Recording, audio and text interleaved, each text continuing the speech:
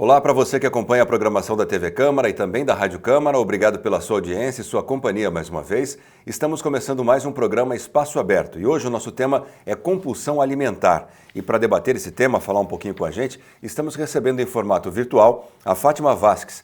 Ela é psicóloga e coordenadora do Grupo de Dependência de Comida do Instituto de Psiquiatria do Hospital das Clínicas da Faculdade de Medicina da USP. Fátima, muito obrigado por ter aceitado o convite e estar aqui com a gente. Obrigada a você pelo convite. Olá, pessoal. Bom, vamos bater um papo então, mas antes, deixa eu trazer um dado importantíssimo aqui, que segundo a Organização Mundial de Saúde, a OMS, quase 5% da população brasileira sofre da compulsão alimentar, né? É muita gente. E, inclusive, esse dado ele é alarmante porque é quase que o dobro da média mundial, que fica em torno de 3%, né? E a compulsão, ela é caracterizada pela ingestão excessiva de alimentos em um curto período de espaço de tempo, sem que haja necessidade fisiológica ou então a fome. Fátima, explica pra gente um pouquinho o que é esse distúrbio da compulsão alimentar.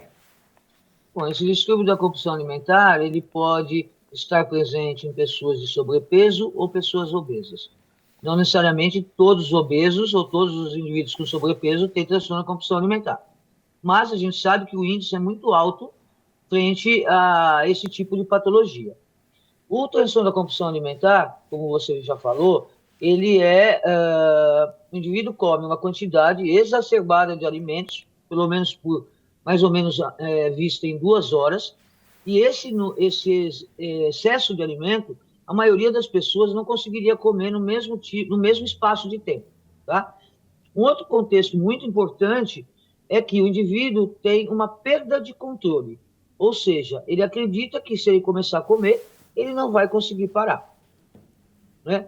Normalmente, esses episódios de compulsão alimentar, eles podem estar associados a 3 aspectos. O indivíduo come rapidamente, quase sem mastigar, ele come até se sentir desconfortavelmente cheio, e um dado principal, que você também já verbalizou, é que o indivíduo come sem estar com fome física, né?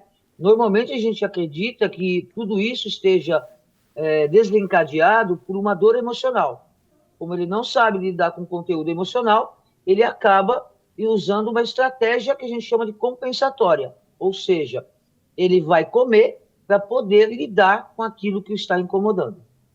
Bom, essa seria uma das perguntas, o que leva à compulsão alimentar. Então eu queria que você falasse um pouquinho mais dessa relação do emocional com a comida, né? É só para quem vive isso, para entender mesmo, ou para quem estuda. Mas para quem não tem contato com essa compulsão, fica difícil compreender. Ah, mas está com problema emocional, vai descontar na comida? Como é que funciona essa relação? É possível identificar isso? Lógico que é, né? Na realidade, o que acontece? As pessoas, de alguma forma, têm muitas dificuldades de expressão emocional. Além da expressão emocional, tem muita dificuldade em perceber o contexto da emoção. Tem pacientes que falam para você o tempo todo assim: eu estou ansioso, eu estou ansioso, eu estou ansioso. Não é só a ansiedade que gera uma compulsão alimentar. É qualquer tipo de emoção. Por quê? Por ele não ter aprendido a perceber a emoção e a poder expressar essa emoção, né? Todas as nossas emoções, elas têm funções, tá? Então, por exemplo, quando eu estou triste, isso está associado a uma perda. Quando eu estou com medo, isso está associado a uma ameaça real, né? Então, na realidade, quando ele entra no conteúdo emocional, como ele não sabe nomear, como ele não sabe expressar, necessariamente ele busca algo para o que a gente chamaria de tamponamento emocional. Tampa a emoção, tá? É como se tampasse a emoção durante o processo da compulsão alimentar, só que, na realidade, isso, de alguma forma, naquele momento, o tranquiliza, mas logo depois a emoção volta. Como é que a pessoa deve lidar com isso? Primeiro de tudo, né, acho que a gente tem um contexto que vem desde lá de trás, né, na relação com as nossas famílias. Existem famílias mais afetuosas, existem famílias que necessariamente não são tão afetuosas, não conseguem demonstrar afeto, tá? Então você aprende, muitas vezes, quando você pergunta para o paciente assim: o que faz você não conseguir expressar emoção? Eu aprendi que, ao expressar emoção, eu sou fraco. Tá? O que quer dizer isso? Isso é uma crença que o indivíduo formou ao longo da sua história, tá? E a partir disso, qualquer situação que desencadeie um conteúdo emocional que ele chame ou que ele perceba como sendo ruim, né? Não existem emoções ruins, mas o indivíduo entende aquilo como uma emoção negativa, ele busca algo para lidar com esse conteúdo emocional. Que pode ser a comida, que pode ser o jogo, que pode ser a compra, entendeu? Ele vai buscar, e aí ele acaba ficando o quê? Um dependente em relação à comida. Interessante. Você falou em um termo que eu queria que você explicasse um pouquinho mais, até para ajudar as pessoas que estão nos ouvindo e assistindo. Não existe emoção ruim. Como é que é isso? Porque a primeira sentimento, né, quando vem uma emoção de medo, por exemplo, o medo é ruim. A raiva, nossa, a raiva é horrível, eu não gosto de sentir raiva. Por que você disse que a emoção não é ruim? A emoção não é ruim porque a emoção ela traz a você a possibilidade de identificar as situações. Então isso implica no quê? Por exemplo, quando eu tenho medo, né, o medo ele me preserva de situações ameaçadoras, né? Então, quando eu estou com medo, eu posso ter vários tipos de comportamento. Eu tenho um comportamento de evitação, eu não vou ao encontro daquele contexto. Eu tenho um comportamento de enfrentamento, então eu vou lidar com aquele contexto de uma forma X, Y, Z, ou seja, uma forma agressiva, uma forma hostil, tá? E eu tenho um conteúdo do medo, né, na realidade, que é o quê? Eu poder entendê-lo, tá? E perceber que ele me preserva, né? Na realidade, ele faz com que eu não entre em contato com aquela ameaça que é real. Por exemplo, um assalto. Né? Por exemplo, uma catástrofe dessa que teve agora, do incêndio, de eu não passar por uma estrada que eu já sei que pode dar problema. Né? Então, a mesma coisa do Covid. O que aconteceu com as pessoas? Ficaram com medo. Né? Então, isso fez com que elas ficassem em casa, isso fez com que elas usassem máscara, que elas se protegessem. Por isso que eu digo, não existe emoção ruim, existe emoção. E a emoção, ela tem uma função. Tá? Ninguém vai ficar triste simplesmente por ficar. Nós temos que entender como a emoção apareceu. O que foi que desencadeou? Qual é o gatilho que desencadeia determinadas emoções?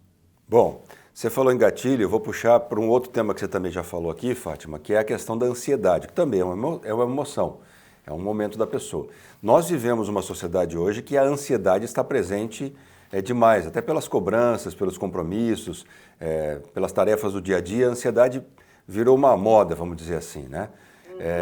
Ela é um dos principais fatores com relação à alimentação, né? Porque a pessoa fica ansiosa, e ela desconta na comida. Não sei se isso está certo ou não o que eu estou dizendo, mas é o que a gente ouve falar.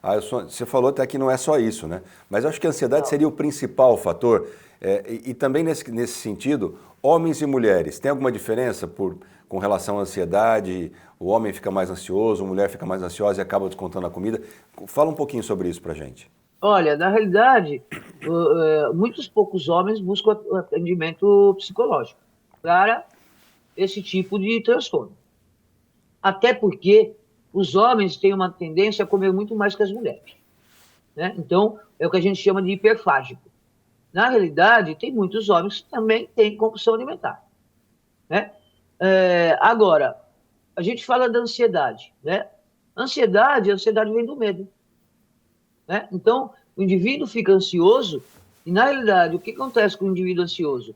Ele vai buscar uma alimentação? Sim, pode buscar. Né? Quantos de nós, em alguns momentos, por exemplo, você vai fazer uma prova, você fica ansioso, preciso comer alguma coisa. Né?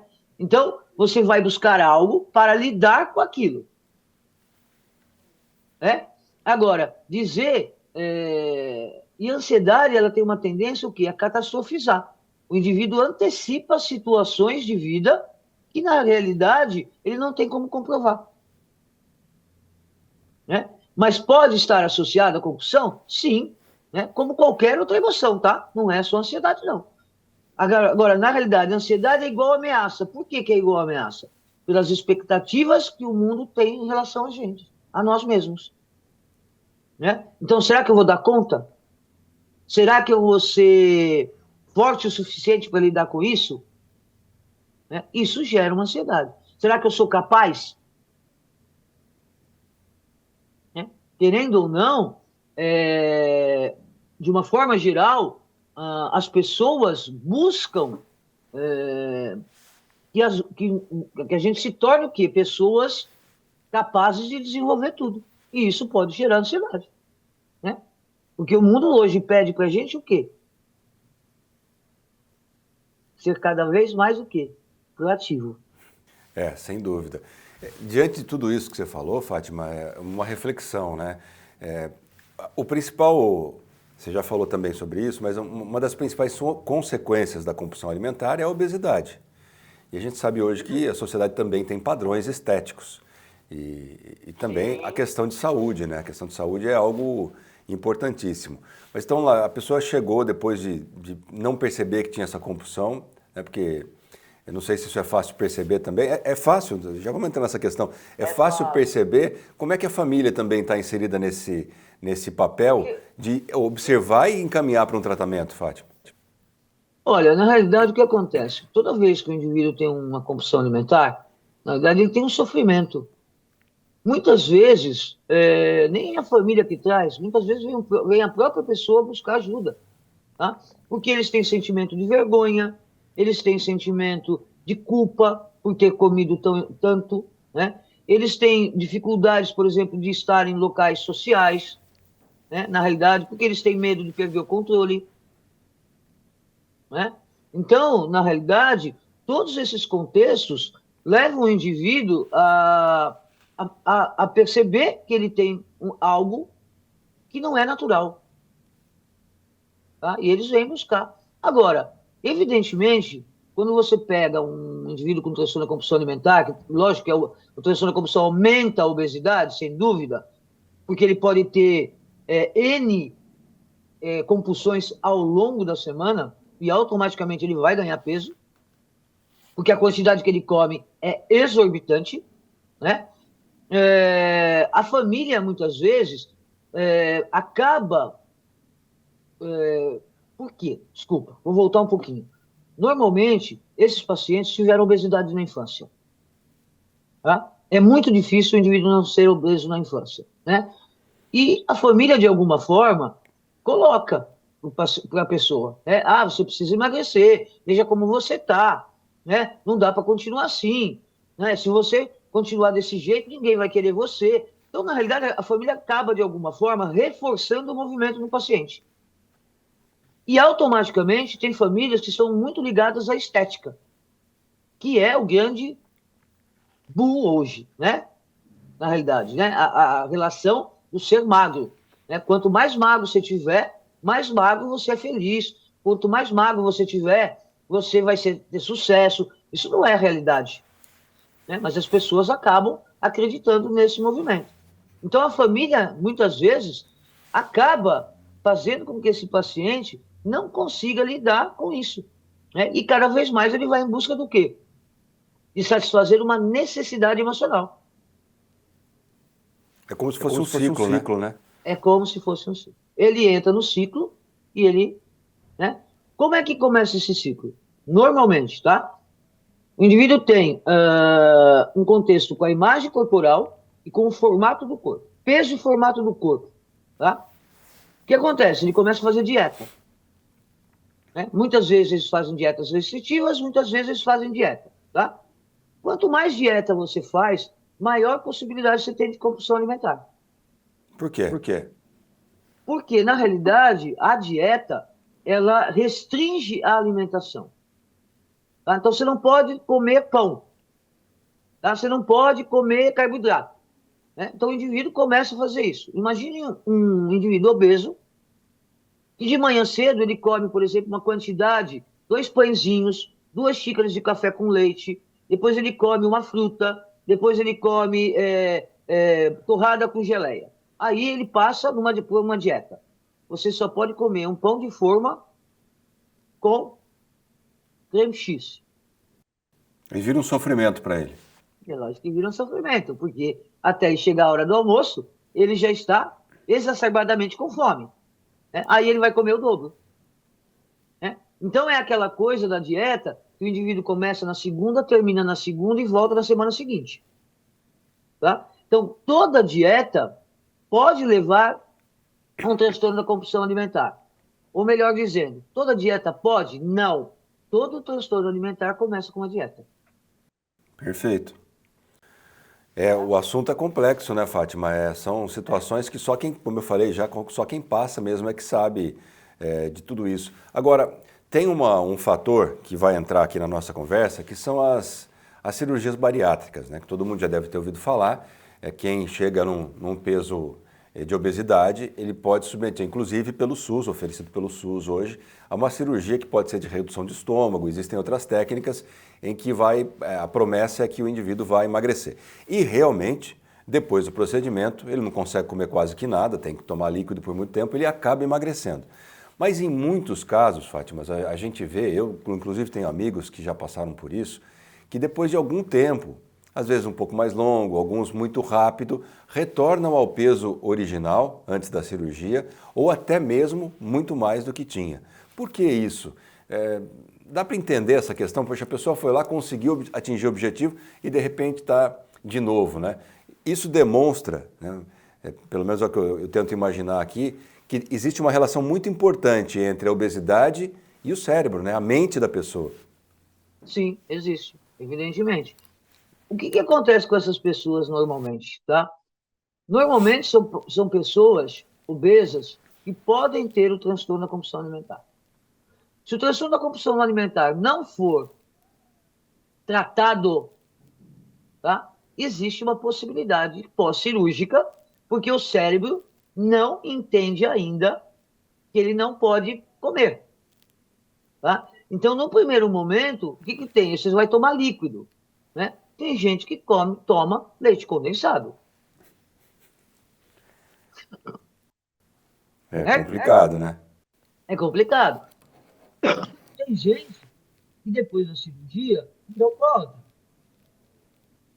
porque o líquido vai mais fácil, né? E aí ele começa a beber e ele se torna um alcoólatra. Então, na realidade, o indivíduo que tem transtorno da compulsão alimentar não é que ele não pode fazer uma cirurgia bariátrica, não existe esse contexto. Todos podem fazer, tá? Mas se ele não trata o transtorno da compulsão alimentar, fica muito mais difícil dele seguir as rédeas pós-cirúrgicas, que não são fáceis. E o problema é isso, é a dificuldade, né? Muita gente quer emagrecer rápido, não quer manter a rotina e também não quer fazer um tratamento psicológico, né? Que eu acho que é fundamental. Você falou de tratamento. Essa palavra, como que é feito o tratamento com a pessoa? Por exemplo, a pessoa acabou de fazer a cirurgia e aceitou, entende, compreende que sem esse tratamento ela não vai conseguir manter o peso que ela chegou. Como é que é feito esse tratamento? Olha, o tratamento terapêutico, normalmente a gente usa uma abordagem que se chama terapia cognitiva comportamental, tá?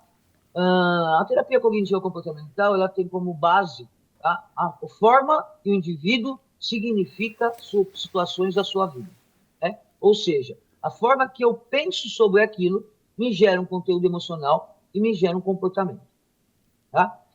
Isso implica o quê? Que nós vamos trabalhar a forma que ele vai entendendo as situações que ele está vivendo. Então, por exemplo, qual é o significado da alimentação? Para mim vai ter um significado, para você vai ter um significado, para eles vai ter um significado, tá? Então, os nossos significados, eles são, de alguma forma, individuais e que vêm nas nossas relações lá atrás, tá? O que implica? Que cada um de nós tem um juízo de valor.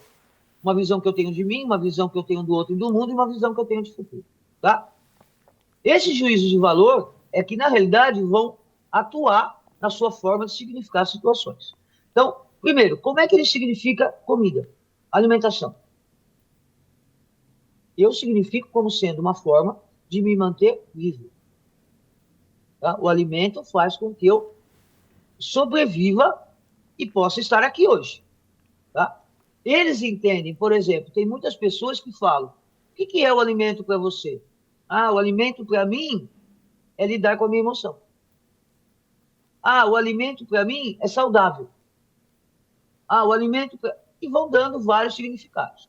Qual é o do obeso? Ou o indivíduo que vai fazer uma cirurgia bariátrica? A alimentação ele vive em torno desse contexto. Tá? Então, ele tem que reaprender a se alimentar, o que é muito difícil para o paciente. se ele tem um transtorno da compulsão alimentar associado, né? Porque assim, você muda o estômago, mas você não muda o cérebro. Então, o cérebro ele tem que fazer um outro contexto para entender o que está acontecendo com você. É aí que entra a terapia, né? Não é. E a terapia, para quem está nos acompanhando, não é. Eu estou falando porque eu faço terapia. Não é algo que vai dar resultado na primeira semana, na segunda semana, nem na terceira, nem na 10ª. Às vezes pode demorar anos para a terapia dar resultado, mas você tem que insistir, você tem que fazer esse acompanhamento, porque senão você vai perder todo o esforço que você fez. Para a gente finalizar, Fátima, um outro componente que entra agora na atualidade são aqueles remédios que prometem emagrecimento rápido, né? Eu vou até citar um nome comercial aqui, o tal do Ozempic, que todo mundo quer usar. Quais são os problemas, no seu ponto de vista, da utilização desses medicamentos por pessoas que têm compulsão alimentar? Olha, veja, se tiver compulsão alimentar, o Ozempic tira fome, correto? Mas o indivíduo que tem compulsão alimentar e não come porque tem fome. Esse é o primeiro dado. Certo? Vai jogar dinheiro fora, então. Vai jogar dinheiro fora. Vai jogar dinheiro fora. Né? E aí, na verdade, esses milagres que o Ozempic fala, e que todo mundo hoje virou uma moda usar o Ozempic, na realidade tem pacientes que usam o Ozempic, tá, por um tempo e depois tem rebote. Né? Então, o que acontece? Ele engorda mais do que ele estava. Já vi vários pacientes meus com esse contexto do Ozempic. Né? Agora mesmo, né? Tinha uma paciente minha que tomava o Ozempic, não adiantou. Não adiantou. Ela teve que ir para cirurgia bariátrica.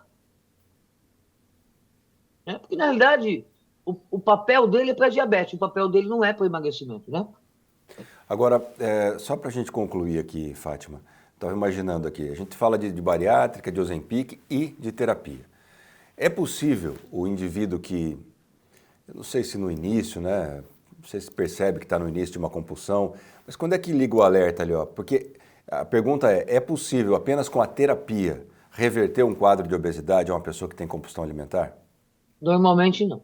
Normalmente o indivíduo ele tem o que a gente chama de comorbidade associada. Tá? Então pode ser uma depressão, pode ser uma ansiedade. Né? Então, na realidade, ele também tem que passar por um psiquiatra para averiguar se existe alguma outra comorbidade associada. Depressão e ansiedade, eu diria para você que é o mais fácil de lidar, tá? Porque o indivíduo fica... Quando a gente pensa em transtorno compulsão alimentar, a gente está falando de impulso, né? Também. O indivíduo é mais impulsivo. Dependendo da comorbidade, ele fica muito mais impulsivo. Então, você pega um indivíduo com transtorno da compulsão alimentar e um bipolar associado, tá? Ele é muito mais compulsivo do que um indivíduo que tem transtorno da compulsão alimentar e uma depressão. Né? Então, necessariamente, não é só o psicólogo que vai trabalhar aqui. Normalmente, nós temos uma equipe para trabalhar com isso. Que é um psicólogo, um nutricionista e um psiquiatra. Porque o indivíduo ele precisa reeducar-se. Né? Ele tem que entender que não existe alimento proibido. Existe alimento. O grande dado está na sua escolha em relação a esse alimento. Perfeito, Fátima. Quero agradecer a sua aula que você nos concedeu aqui e trazendo luz às pessoas que às vezes estão desesperadas ou já desanimaram, desistiram, a saída.